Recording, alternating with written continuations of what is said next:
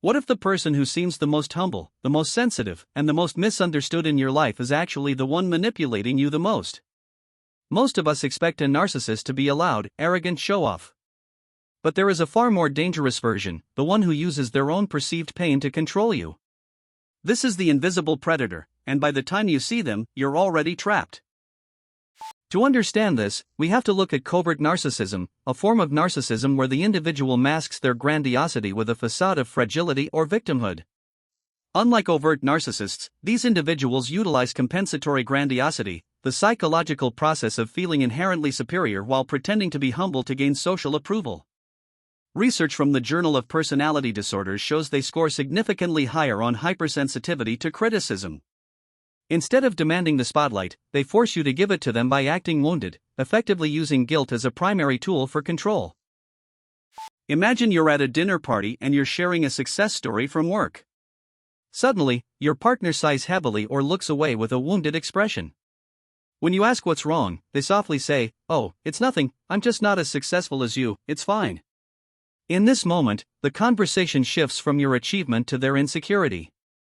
You stop celebrating your win and spend the next hour comforting them. This is a calculated move to ensure they remain the center of emotional attention. This manipulation often leads to a dangerous neurological cycle. When the covert narcissist occasionally shows you warmth, your brain releases dopamine, the feel-good chemical associated with reward and pleasure.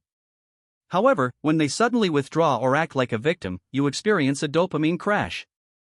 This creates intermittent reinforcement, a conditioning pattern where rewards are given unpredictably, which is the same mechanism that makes gambling addictive. Your brain becomes obsessed with regaining that initial high of their approval, making the relationship feel like an addiction you can't break. You might notice a pattern of passive-aggressive behavior, the indirect expression of hostility, such as using sarcasm or the silent treatment. They will often play the perpetual victim, framing every conflict so that they are the one being mistreated, regardless of the facts.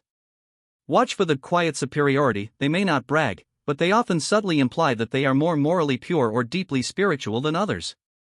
They don't demand your loyalty, they make you feel that if you don't give it, you are being cruel or uncaring. Smart, empathetic people are actually the prime targets for covert narcissists because of their high capacity for compassion. You likely see their fragility as a sign of depth or a trauma that needs healing. This is not a lack of intelligence, it is a biological response.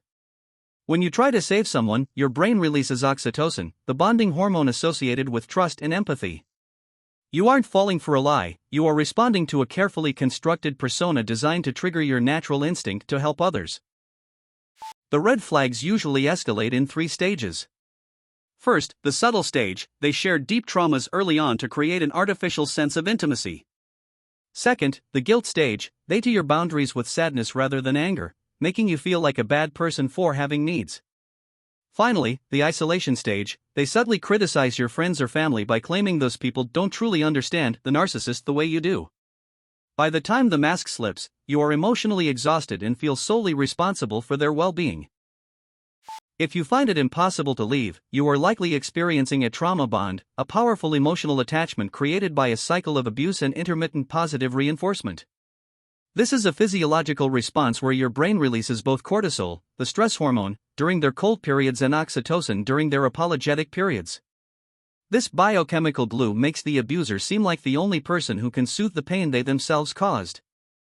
Understanding that this is a chemical reaction, not a romantic destiny, is the first step toward freedom.